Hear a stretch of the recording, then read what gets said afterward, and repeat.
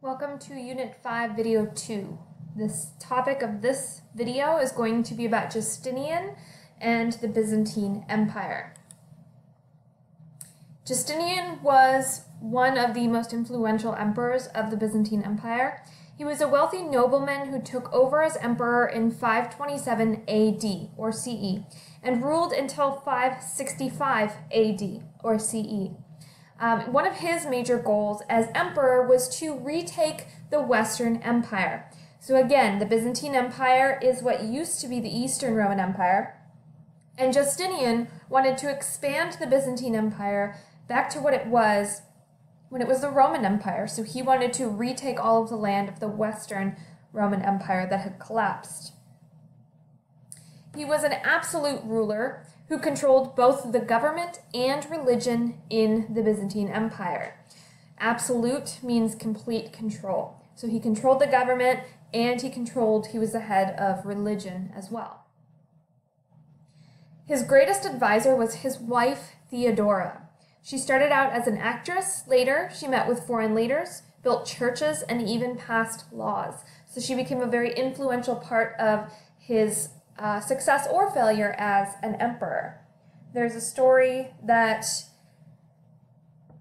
at one point there were riots in the empire, and Justinian was ready to give up and to flee, and Theodora is his wife is the one who convinced him to stay and to put down the rioters and to show his power. And so he did with her support, and he ended up ruling for many years after. So she was very, very influential in his power and his rule.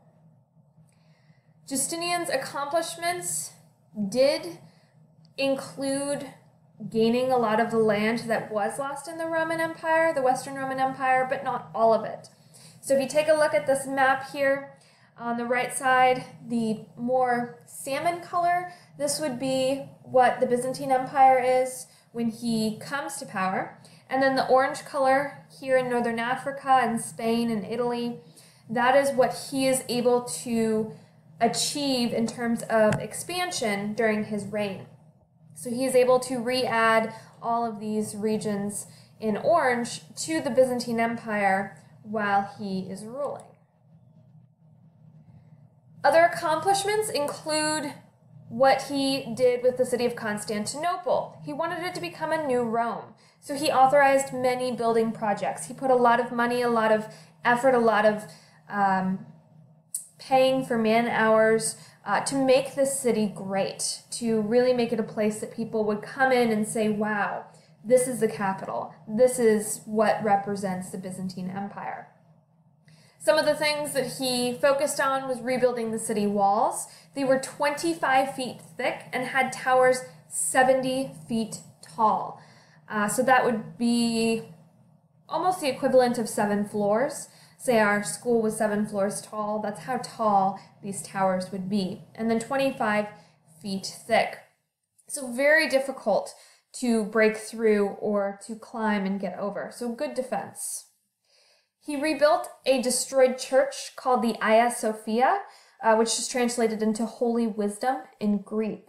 This becomes a very, very famous church. Today, it is a museum.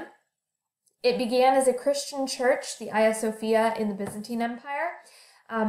After the Byzantine Empire falls, it will be converted into an Islamic mosque.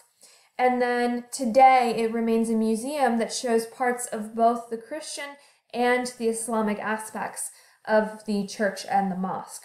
So it is a very famous place to visit today, very great piece of history. But in the Byzantine Empire, it was a church, was the Hagia Sophia. It was very grand. There was a lot that was put into it.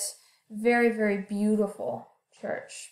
One of the largest interior domed spaces in the world. You see the size of this whole thing and then the massive domes at the top. And we'll take a closer look at the Hagia Sophia in class. The interior contains many religious icons in the form of mosaics. So an icon is a religious image used by Eastern Christian groups. So icon is a religious image. So this would be an icon here, religious image referring to Jesus Christ. A mosaic is an illustration created using small pieces of stone, glass, or other materials, often colored in different shades. So many, many mosaics were found all over the walls and the ceiling of the Hagia Sophia. And we'll also take a closer look at mosaics in class. Justinian's code. Many Roman laws were outdated, repeated, or contradictory, so Justinian gathered legal experts from around the empire to make a simplified, unified law code. So he had individuals look at all of the laws that have existed, particularly in the Roman Empire, and he wanted to have it shortened and more accessible. And so he had them rewritten or shaved down. And this becomes known as Justinian's Code, which is the law system of the Byzantine Empire. The simplified law code contained 5,000 laws and texts for the students of the law to study. It was used by the Byzantine Empire for the next 900 years. So again, for the extent of the Byzantine Empire. Trade under Justinian was very important. A major road called the Messe, meaning middle, was built going into Constantinople.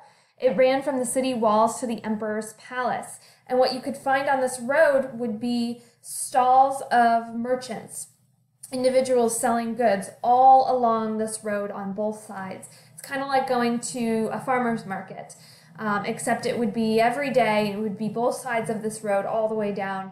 People would come and trade goods, and it was a very, very busy road that ran through the city of Constantinople. So here you see a map of Constantinople, again on a peninsula here. We have the walls out here, and then we have some major roadways, which are these white lines. So there were a couple different roadways into the city of Constantinople. And you see here, it's a little difficult to see, but it does say the Messe, which is that middle road. And that continues here as well. Constantinople's markets traded products from all around Europe, Asia, and Africa. That included each of these, so tin from England, wine from France, cork from Spain, spices from Asia, and ivory and gold from Africa. So those goods would be traded into Constantinople from those locations, and then they would take goods back with them from the Byzantine Empire. The Byzantine Empire continued to collect and expand upon the ideas of Greece and Rome under the leadership of Justinian. Libraries contained many copies of Greek and Roman words. We've already mentioned the ideas of Homer and Virgil, Plato, Socrates, Aristotle, Pythagoras, Euclid, many others as well. Greek was the official language as opposed to Latin in the Western Empire. Makes sense because Greece is contained within the Eastern Roman Empire. Easy way to remember if you look at a map and you see that Greece is contained in there, you know that Greek is the official language. Christianity evolved into Eastern Orthodox religion in this empire. In our next video, we're going to talk about the major split that occurs in Christianity between the Eastern Greek Orthodox and the Western Roman Catholic churches. And the Byzantine Empire is going to adopt the Eastern Greek Orthodox religion. So that is the end of the second video in Unit 5.